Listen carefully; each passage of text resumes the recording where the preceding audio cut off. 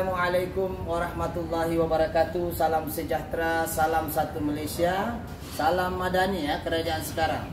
Salam daripada Borneo dan salam dari 3M Auto Workshop, Kota Kinabalu, Sabah, Malaysia. Nah, di mana penggambaran ini dibuat di cawangan pertama, yaitu 3M Auto Workshop Alam Mesra yang terletak di belakang Maybank. So alhamdulillah seperti biasa, apa-apa pekerjaan yang baik kita mulakan dengan bismillahirrahmanirrahim. Semoga pekerjaan yang baik itu diberkati dan dimuliakan oleh Allah Subhanahu wa taala.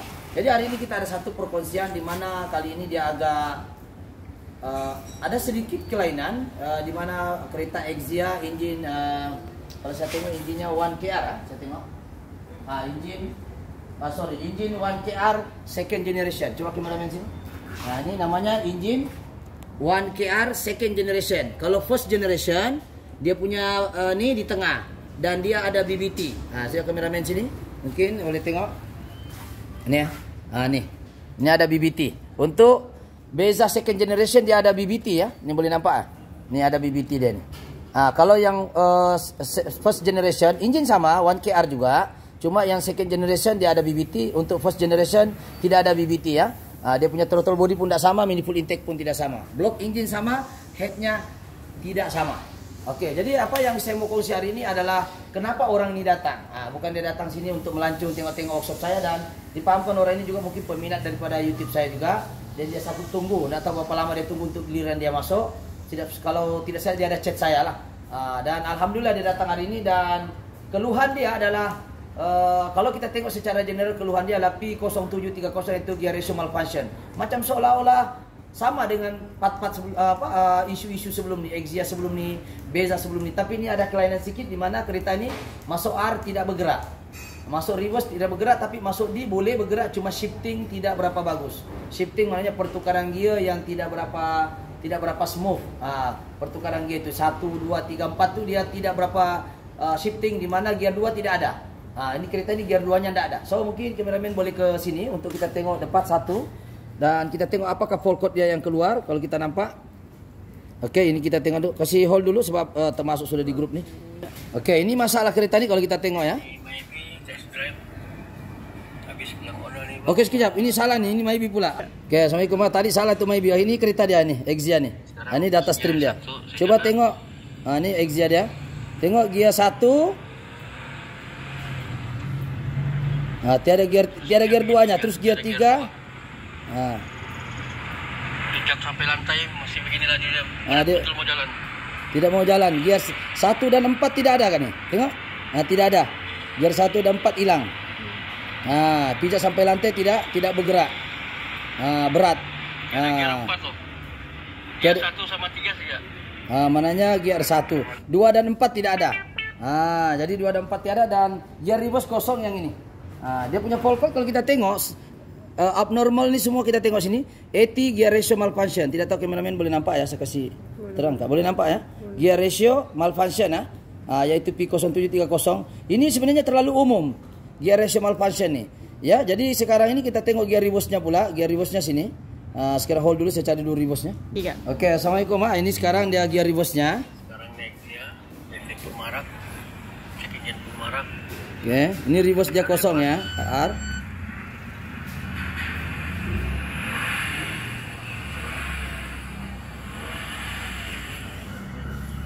Tidak jalan, reverse kosong. Nampak clear kameramen? Nampak. Oke, kita ulang balik lagi. Mana tahu tidak nampak. Oke, kita tengok. Naik dia, efek pemarak, cekinya pemarak, reverse. Oke, kosong. Alright. Jadi so masalahnya kereta ini ada dua lah. Satu shifting di mana gear 2 dan 4 tidak ada. Oke, sekejap mic saya hilang. Gear 2 dan 4 tidak ada, dan reverse kosong. Maksudnya gear 2 dan 4 hilang, dan gear reverse itu tidak ada, kosong. Saya tidak tahu orang ini mungkin juga jalan berkali, mungkin RPM kali tingkat 4000 lebih. Jadi masanya macam seolah-olah kalau manual itu kelas training habis lah, lebih kurang gitu. Ya. Jadi setelah kita buka di hadapan kita ini sudah kita bongkar habis dia punya sub-sub gearbox, sub-sub tulang ini sudah kita akan tengok satu-satu apakah yang berlaku sebenarnya, kenapa gear ini tidak tidak bertukar dengan baik, dan shifting masalah, dan juga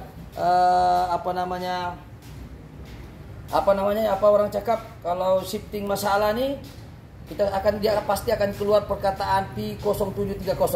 Oke, jadi untuk case yang ini kita cek belah satu-satu. Dan kalau kita tengok pertama, kita mulai daripada mana ya? Kita mulai daripada filter dulu lah. Nah, ini filternya di sini. Oke, kita mulai daripada filter ya. Kita tengok ini filternya. Ah, ini memang hitam walaupun dia mungkin sudah ganti orangnya. Oke, ini pernah dibuat. Jadi kita tengok walaupun dia baru ganti pun still juga ya hitam. Ini untuk menunjukkan hitam ini daripada abu-abu besi, hasil geseran daripada kelas pad dengan kelas steel ya. Kelas pad dan kelas steel itu yang inilah. Nah, coba kameramen sini. Geseran kelas ini namanya clutch. Yang di bawahnya ada besi ini namanya kelas steel. Ini besi, ini clutch. Nah, geseran ini akan menghasilkan habuk besi seperti ini ya. Nah, jadi kita tahu kondisi kereta ini mungkin agak memang teruk lah bagi saya, sebab ya walaupun dia baru ganti nih, saya rasa orang ini pasti dia pernah ganti. Kenapa? Coba tengok gam nih. Ini gam baru tukar nih. Ini gam nih. Kenapa saya dia baru ganti filter? Sebab ada gam baru lagi. So, ini filter dia ada. Walaupun dia sudah ganti baru, saya tidak tahu masa mula-mula dibuka mesti lebih teruk daripada ini. Pasal ini pun dia mesti sudah cuci nih. Tapi dia sudah cuci pun still masalah tetap berhabuk begini. Oke, jadi kita nampak masalah dia sekarang. Kita sudah buka crankcase dan kita tengok bahagian-bahagian yang lain. Kita mulai daripada differential dulu. Kita tengok differential oke juga. Bearing tiada bunyi. Ini oil pump. Kita tengok oil pumpnya ya. Oke, oil pumpnya kita tengok. Nah, dia punya selalu masalah oil pump di sini, dia punya kupa nih. Nah, tapi nampak tembaga dia oke. Oke, tembaga kupa dia oke nih. So oil pump saya rasa tiada isu juga di sini. Jarang untuk kereta ini oil pump masalah untuk ini, jarang masalah, tapi tak semestinya tidak bermasalah. Tapi untuk di sini kali ini dia oke nih Exia second generation ya. Oke, kita tengok sun gear. Oke, kita tengok semuanya oke. Dia punya mangkuk-mangkuk ayun ini tidak ada yang pecah, cuma ada sedikit calar-calarnya. Coba kameramen. Tapi calar-calar harus ini adalah normal lah. Tidak ada juga yang kalau nampak bayangan sih tidak tahu nampak kah? Jadi tidaklah terus sangat, masih boleh pakai. Ini gara-gara apa? Minyak lambat tukar ya. Oke, kita tengok dia punya bearing. Oke, semua bagian bearing orang bilang dia punya ring gear. Ini ring gear tiada juga cipek-cipek kah? Kita cek semua satu-satu. Mana tahu ring gear ini ada cipek-cipek, ini macam dia pecah lah di salah satu. So dia punya final gear ataupun dia punya ring gear di sini tidak ada isu lah. Tiada masalah lah di sini. So dia duduk ini macam lah. Dia duduk ini macam di final gear. Ini namanya sun gear dia lah. Sun gear pula. Dia punya ring gear. Yang ini planetary gear set. Kita tengok oke juga. Oke. Dia punya pinion gear, dancing gear dan one way bearing. Oke juga, kalau one way bearingnya oke, kita pusing satu arah boleh. Kita pusing balik gini dia tahan. Tapi kalau one way bearing ini tidak oke pun boleh jadi juga reverse tidak akan jadi. Tapi jarang untuk case yang begini one way bearing bermasalah. Oke, seterusnya kita akan tengok dia punya idler gear dan juga parking. Tiada juga kata ini tempat parking begini. Bila kita bawa pergi P. Oke, ini contoh lah ya. Kita bawa pergi parking. Kita pergi parking dia akan lock begini. Dia lock begini. Ini gigi untuk parking. Ya, jadi kadang-kadang kita parking janganlah kasar-kasar, dia ada memang gap begini. Saya itu kalau kita parking di atas bukit, tekan dulu brake hydraulic kaki, jangan handbrake dulu. Brake kaki baru handbrake baru pergi P. Bukan P dulu.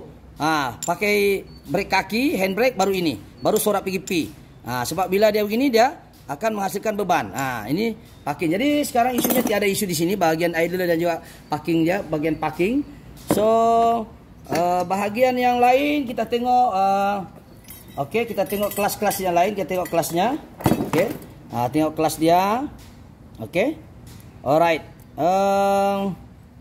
Oke, kelas dia masih oke sebenarnya, masih tebal juga. Cuma kita kalau overhaul nih, kita kena ganti juga kelasnya. Yang ini ada nampak steel nih makan. Ini dia masihkan habuk-habuk nih. Nampak yang oke tuh dia macam tidak berapa calar lah. Ini gara-gara minyak ya, gara-gara minyak lambat tukar nih. Dengan penggunaan yang heavy duty lah, maksudnya mungkin yalah berjalan kuat sangat berjalan, tapi mungkin minyak diorang terlepas pandang. So itu yang pertama, kelasnya masih boleh boleh dipakai.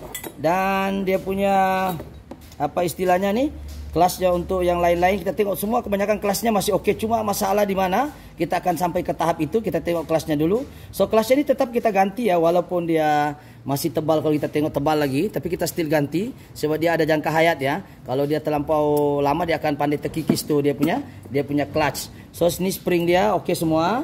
So di manakah sebenarnya masalah yang P0730 yaitu gear 2 dan gear 4 tidak ada dan seterusnya. masalah apa namanya, shifting tidak bagus dan reverse itu tidak oke. Jadi kita tengok bagian bodinya semua oke, tiada juga, cuma ada yang makan lah. Nah, kita tengok yang ini dia punya ice cream, kita tengok ice cream dia, bukan ice cream yang dekat kedai itu, bentuknya macam ice cream lah, macam ice cream kita makan nih. Nah, ini gear 4 dia nih. Nah, ya, dia punya kelas nih. Ini kita tengok. Nah, kelasnya oke, tiada juga cipe-cipekan nih besinya. Tetapi kenapa gear 2 dan 4 tidak ada? Nah, itu soalannya menarik. Nah, nanti kita sampai sana, jangan terus dibagi jawaban kan. Kalau kita terus bagi jawaban nanti tak kamu tengok ini video saya awal-awal. Oke, lepas itu kita akan ganti dia punya apa istilahnya? Dia punya o-ring, oke? Getah ini semua kita akan ganti, getahnya ada duduk di dalam sini. Nampak ini ada getah nih. Sini ada o-ring, kita sudah keluarkan o-ring tuh. Ada di sini, tapi dapat ini ada o-ring sini kita ganti, dan o-ring di luar ini pistonnya ada o-ring. Ini pun kita ganti. Ini sudah dibuka, dia punya o-ring tuh di sini. Nah, coba kameramen sini. Nah, o-ring kecilnya mana sudah orang saya simpan nih. Nah, dia jual kali. Nah, ini dua nih o-ring dia nih. Nah, ini o-ring dia. Nah, walaupun dia masih kenyal kita ganti. Ini masih oke sebenarnya elastik, tapi still kita ganti juga. Dan o-ring untuk ini adalah untuk nih untuk oil pump punya. Nah, ini pun kita akan sebisa oil pump dalam ini, kita akan buka skru nih. Ini dia punya getah. Kita akan ganti juga. So, kenapa dia shifting tidak bagus? Ini piston sealnya, saya tidak tahu mana lagi piston sealnya lain. Ada banyak di piston sealnya, tapi ini kasih tengok saya ini dua, saya belum buka semuanya ya. Nah, ini piston seal kita akan ganti juga yang baru. Oke, kita akan ganti yang baru untuk nih. So ini semua kita ganti, dia akan datang yang baru semua. So yang masalah sekarang nih ada 3. Satu shifting, yang kedua tiada gear 1 dan 2, gear 2 dan 4 tidak ada. Dan yang ketiga adalah reverse. Betul? Oke, saya jawab dulu yang pertama, shifting tidak bagus. Oke, kalau kita tengok shifting tidak bagus, coba tengok sini kameramen. Apa yang terjadi dengan direct drum? Habis. Nih, makan. Nih nampak nih. Tiada, bukan lagi calar sudah nih. Nah, sangkut kuku. Tidak tahu dalam sana nampak nih. Nah, nih kuku sangkut nih. Kuku nih. Ah, sepatutnya dia halus mulus. Nih habis nih. Ini shifting. Ini namanya forward drum. Di sini dalam forward drum dia ada forward punya lubang dan juga reverse. Yang bawah ni adalah reverse, yang ini lubang 2 ni reverse, yang ini adalah forward. Tengok betul kah forward? Nah, ini forward punya di sini. Nih, jadi ini reverse clutch ini 2 keping belum dibukanya. Nih. Jadi kalau kita nampak, coba hold dulu kameramen. Oke, sekarang ini kita buka ini reverse clutch. Kita tengok reverse clutchnya. Kita tengok dia punya reverse clutch macam mana. Reverse clutch sebenarnya tidak ada masalah kalau kita tengok reverse-nya, tapi mungkin dia sudah lusuh lah. Nih dia punya nih. Clutch-nya 2 keping saja ya. Nih, yang lain tuh clutch steel. Ini 2 keping saja. Nah. Nah, 2 keping, tapi kau tengok tangan saya nih nah. Boleh dikikis-kikis lagi. Jadi ini kita ganti. Dia walaupun dia tebal tapi dia macam rapuh disebabkan mungkin yalah lambat tukar minyak hitam ataupun suhu yang melebihi had. Jadi oil coolernya pun kita akan cek juga. Oke, ini oil cooler. So ini reverse clutch. Reverse clutch yang ini, yang forward clutch tuh yang depan nih, yang di bawah nih. Ini yang di bawah nih forward clutch. Jadi bila dia calar begini macam mana shifting tuh mau bagus. Jadi minyak tuh akan berubah tekanan dia. Nih nampak nih. Bukan lagi nih memang bilang orang macam mana mau cakap ya memang teruk lah. Dia punya nih sampai tersangkut kuku nih nah. Tidak tahulah dalam kamera cantik kan, tidak nampak nih, nampak diteruk kameramen oke. Nampak calar ya? Oke, jadi ini menyebabkan shifting tidak cantik ya. Jadi terjawablah soalan kenapa shifting tidak bagus. Persoalan yang kedua, kenapa reverse tidak boleh? Oke, kita tahu ini adalah piston reverse, dia duduk di bahagian bawah sini. Coba kameramen ke sini ya. Kita buka. Kameramen tengok sini. Dia duduk di sini ya. Nah, ini piston reverse, dia akan pump untuk reverse punya. Jadi kenapa dia kosong? Ini jawaban dia. Nih nampak nih cibek sudah nih, apa bahasa sahabat nih, kalau saya cibek lah, terkikis sudah. Ini sudah makan nih, nampak nih.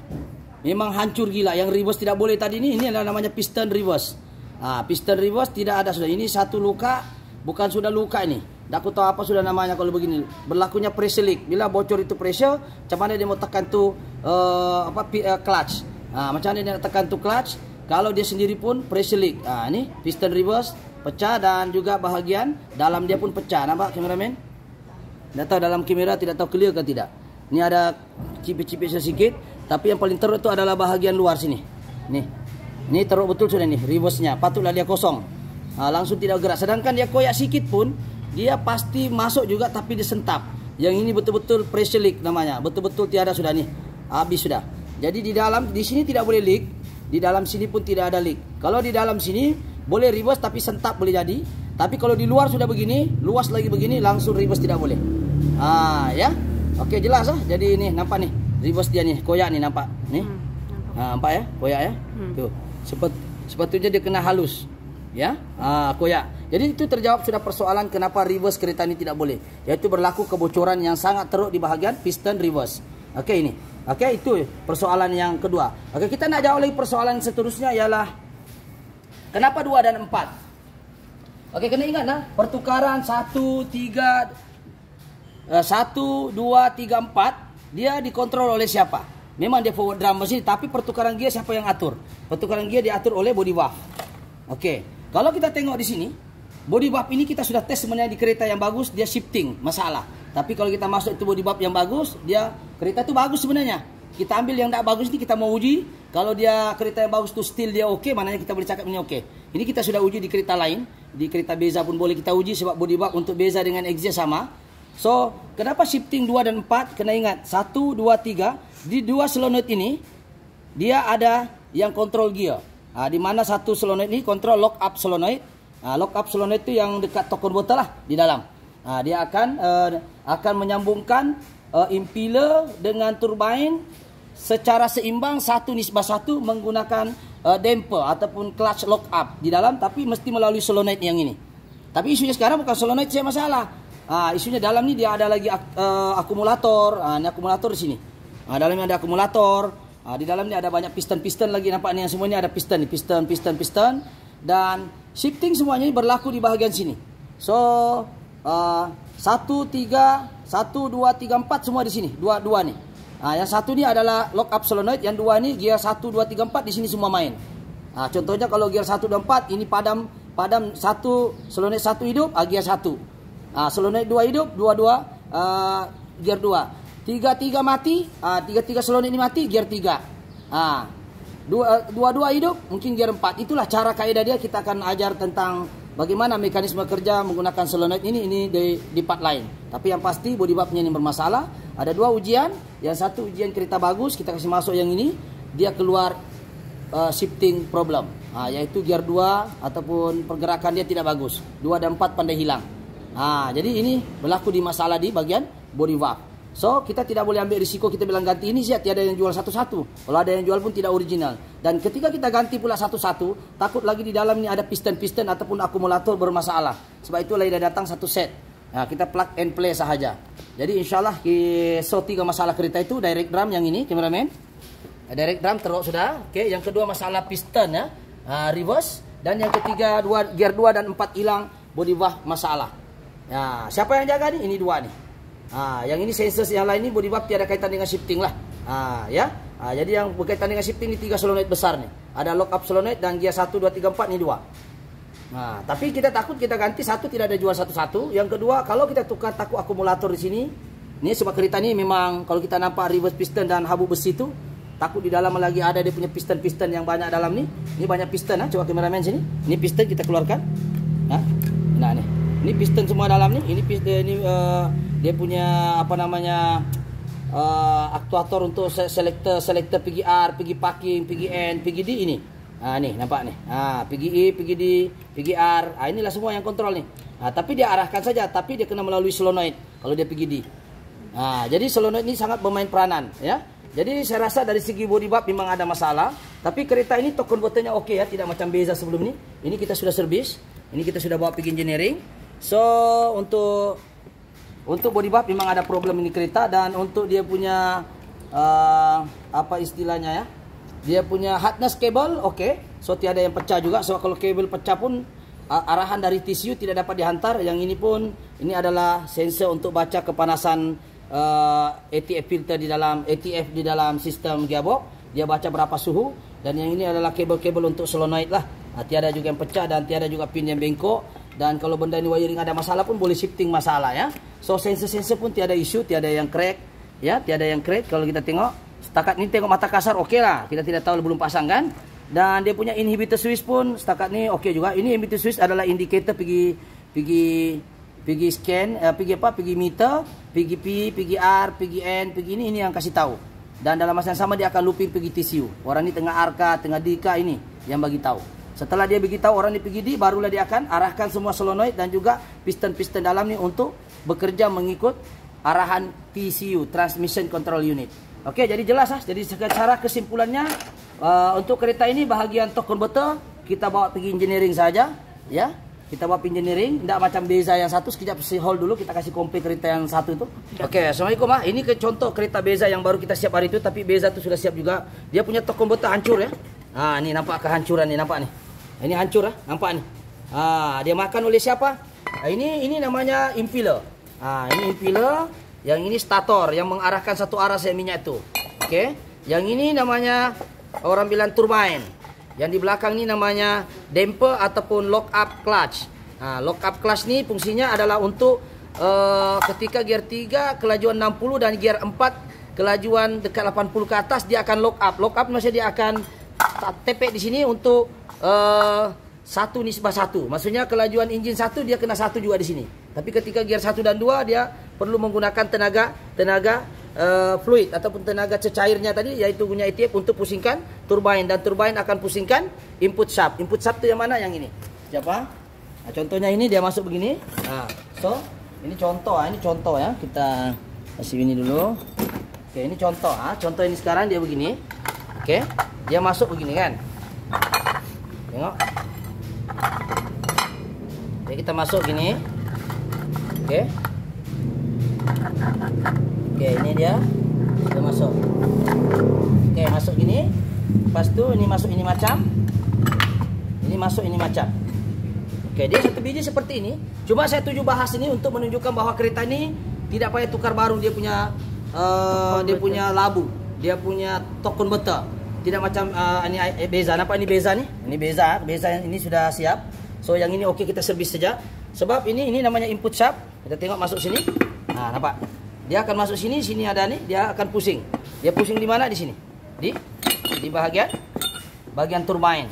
Jadi kereta ini tidak boleh diselamatkan sudah dia punya torque converter, sebab masalah dia sekarang makan di sini dia punya impeller.